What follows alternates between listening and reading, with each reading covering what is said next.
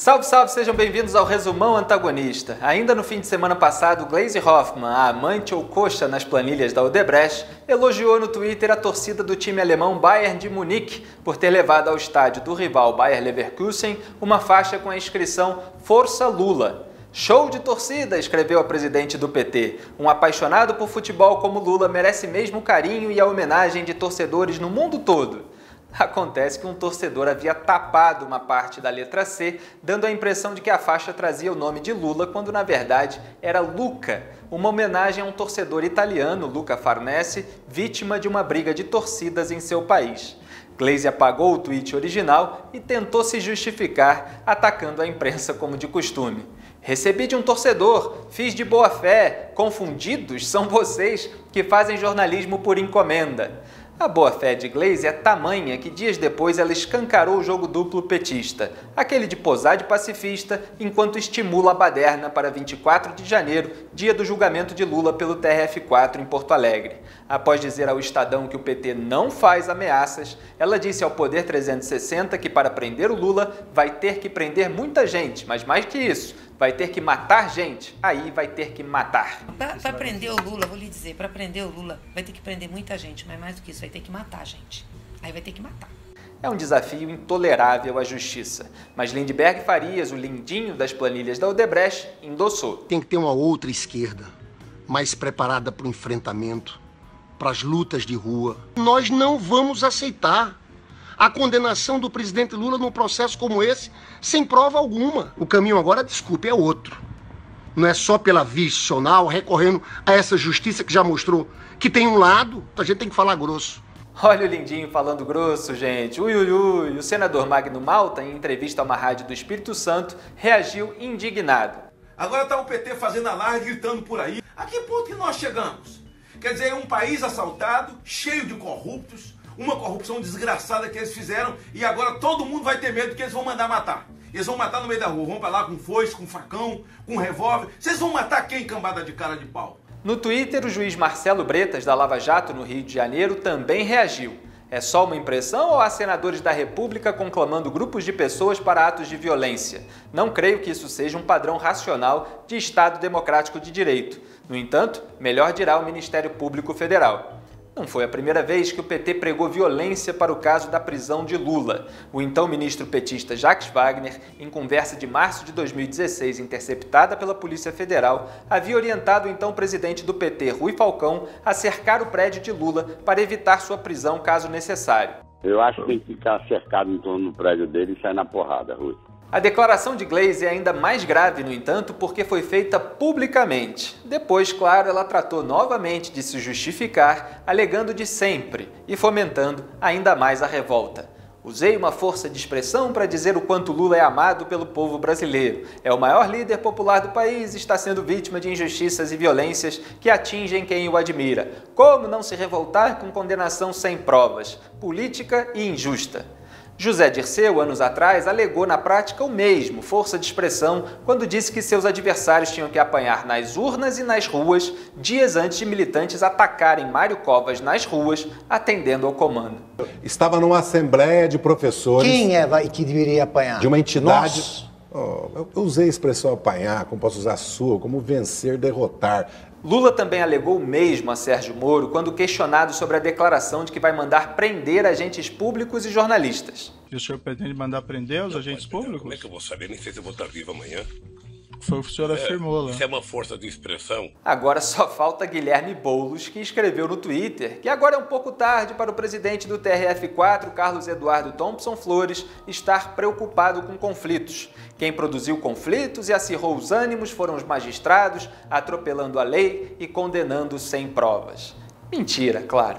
É a enésima vez que um extremista de esquerda acusa os outros de fazer o que ele próprio faz. As numerosas provas contra Lula a serem citadas no julgamento incluem notas fiscais, contratos de fornecimentos de serviços e equipamentos, registros do imóvel, cópias de mensagens de e-mail, registros fotográficos, laudos periciais, relatórios de comissões internas da Petrobras e apurações do Tribunal de Contas da União.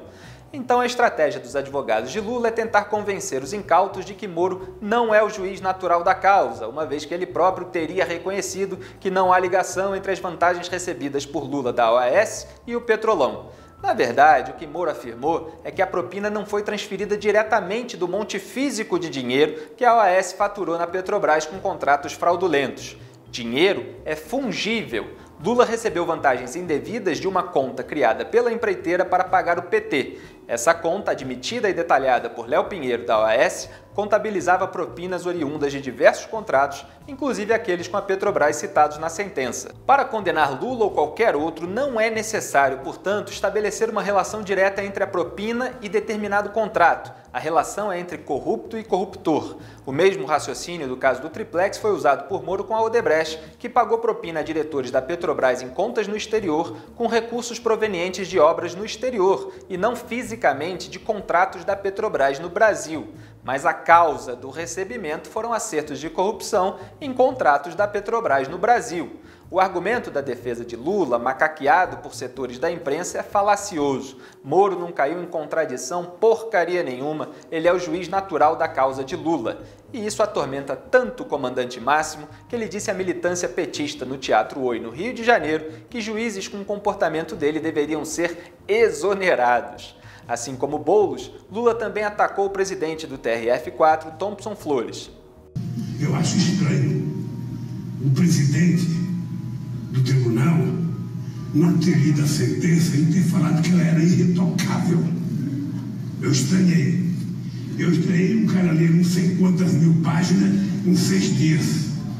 Estranhei. Mas como tem leitura dinâmica, pode ser também. Eu não sei. Na verdade, a sentença de Moro tem 238 páginas, o que qualquer leitor de fato, que não é o caso de Lula, consegue ler em um dia. E Thompson Flores não disse que não leu a sentença. Quando foi questionado pelo Estadão se a confirmaria, na verdade ele respondeu humildemente que não poderia dizer porque não leu a prova dos autos, que é o que desembargadores precisam verificar para tomar uma decisão. O presidente do TRF4 elogiou apenas o exame da prova dos autos feito por Moro, ou seja, o texto da sentença. Mas por falta de argumento jurídico, Lula e PT distorcem tudo para emplacar uma narrativa política vitimista. Força, pessoal! Enquanto isso, Moro determinou a transferência de Sérgio Cabral para um presídio em Curitiba em razão dos benefícios indevidos que o ex-governador vinha recebendo na cadeia de Benfica, no Rio, incluindo a instalação de uma sala de cinema.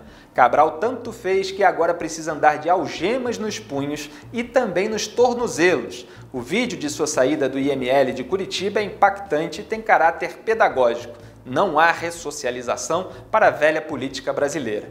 Já para Eduardo Cunha, o Ministério Público Federal pediu pena de 386 anos de prisão pelos crimes de corrupção passiva e ativa, prevaricação e lavagem de dinheiro. Para Henrique Eduardo Alves, ex-ministro e também ex-presidente da Câmara, o MP pediu 78 anos de prisão por corrupção passiva e lavagem de dinheiro. Os pedidos foram feitos na ação penal que investiga desvios no FI-FGTS administrado pela Caixa Econômica Federal. Falando nisso, o presidente Michel Temer afastou 4 vice-presidentes da Caixa investigados por suspeitas de corrupção e favorecimento de grupos políticos e empresas. Os 4 foram indicados para os cargos por partidos políticos da base governista, PR, PRB, PP e PMDB. Um deles, Antônio Carlos Ferreira, disse aos investigadores que sofria pressão de Eduardo Cunha, que exigia dele prestação de contas semanal sobre operações do banco superiores a 50 milhões de reais, que ajudariam a rentabilizar seu mandato de deputado. Os outros vice-afastados são Deusdina dos Reis Pereira, Roberto Derzier de Santana, José Henrique Marques da Cruz. Uma investigação independente apontou indícios de que Derzier teria fornecido informações sobre operações do banco a Temer e a Moreira Franco, ou atendido a pedidos dos dois. Moreira alegou que qualquer solicitação ocorreu no âmbito funcional, seja lá o que isso signifique. Já o ministro da Fazenda, Henrique Meirelles, disse que os 8 vices investigados da Caixa que não foram afastados por Temer passarão por uma avaliação técnica para permanecer no cargo. E quem avaliará Temer? Em ofício ao presidente, procuradores responsáveis pela Operação Greenfield afirmaram que o presidente poderá ser responsabilizado, na esfera civil, por ilícitos que eventualmente venham a ser cometidos pelos atuais vices. Falando em responsabilidade do presidente, a defesa de Temer respondeu nesta semana às 50 perguntas feitas pela Polícia Federal no inquérito que apura se ele recebeu propina ao editar um decreto que teria beneficiado a Rodrimar, empresa que atua no setor de portos. O presidente afirmou, claro, que nunca pediu ou autorizou o ex-assessor dele, Rodrigo Rocha Loures, a receber em seu nome recursos de campanha ou de qualquer outra origem. Ia responder o quê, não é mesmo? Sim! Eu sou Felipe Moura Brasil e esse é o Resumão Antagonista com o melhor da semana para vocês, leitores. Um grande abraço e até a próxima.